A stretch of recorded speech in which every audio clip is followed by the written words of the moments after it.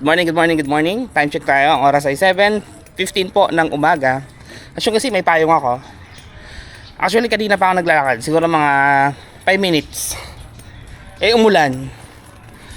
Kaya kailangan pagpatuloy ang paglalakad. So, umuwi muna ako ng bahay since na malapit naman ako sa bahay. Buti na lang talaga dinala ko yung payong. Kasi tumuloy yung ulan. Pero tuloy pa rin tayo sa paglalakad, syempre. Kaya pa naman kaya pa to.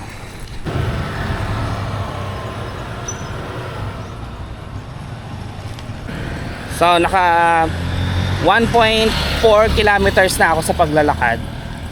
Usual, mag-stop over muna ako dito sa may Alphamart dito malapit sa amin para makabili ng aking kailangan para magpatuloy sa paglalakad. And as you can see, tumila na ulit yung ulan, pawala-wala siya Kaya buti na lang may dala tayong payong just in case na kung halimbawang tumuloy ulit yung ulan, makakapagpatuloy pa rin tayo sa paglalakad, hindi tayo hihinto kumbaga.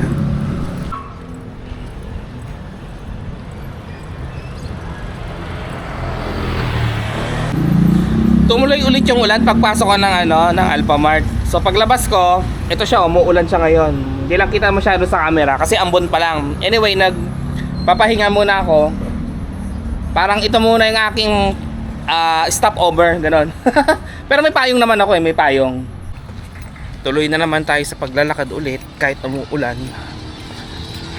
Nagtira ako ng 1/4 sa ininom ko, tapos i-dinispose ko na kasi